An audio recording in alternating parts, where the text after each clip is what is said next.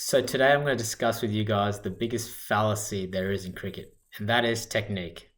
Now, before we start, we need to even define what technique is. Now, the definition of technique is to execute a task in a skillful and efficient manner. That is it. The definition itself does not tell you how to do it at all.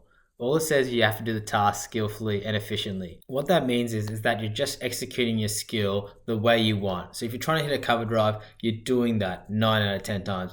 If a guy bowls you short and you try to hit a pull shot, you do it properly 9 out of 10 times. That's the basic gist of it. I hear it all the time. People talk about technique. They talk about a player batting, bowling. Let's take batting for an instance. They see someone bat and like, Oh, look how good his technique is. Look how good his bat comes down. All this other stuff. He's such a good looking player.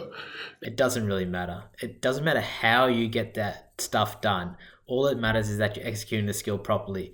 And you can look like an absolute weirdo doing it, or you can be the most aesthetically pleasing player as possible. The fact is that you still have to execute the skill efficiently. Now, why that statement gets me so angry is because it doesn't matter what you look like. I mean, some of the most beautiful players kind of look different. Some of my favorite players, Lara, Amla, Cook, Smith, all their techniques are so different. Even someone like Phil Hughes, when he was coming up, everyone was saying how bad his technique was. How bad he was one of the most efficiently beautiful players. Because if you bowled a ball that wasn't in the right spot, he would absolutely smack you. What that means is there's no such thing as a perfect technique, and there's no such thing as one technique. So when people talk about the book, the handbook, the technique handbook, it doesn't exist. Not at all. All the best players in the world are all different. They all have their strengths, they all have their weaknesses. So what the issue is here, that people have a one size fits all sort of thing when it comes to batting.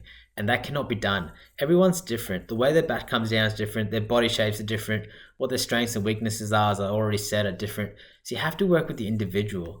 When someone tells you, say, move your foot to the ball, get it right out there are plenty of players in the world that don't do that. And to be honest, when guys start bowling 140, 150, it's almost impossible to move your feet and get a massive stride out to the ball.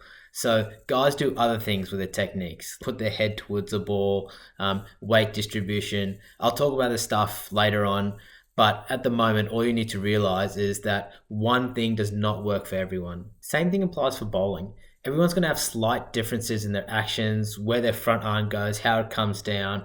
There's always going to be slight discrepancies. The fact is, you have to try to land the ball in a spot as much as you can. If you can do that 5 out of 6 times, that is the skill. How you do that is your own personal technique. I can point out names of all different batsmen and bowlers who have not the ordinary technique. And the fact is, what makes them great is because they do it their own way and they figured out how to play the game their own way.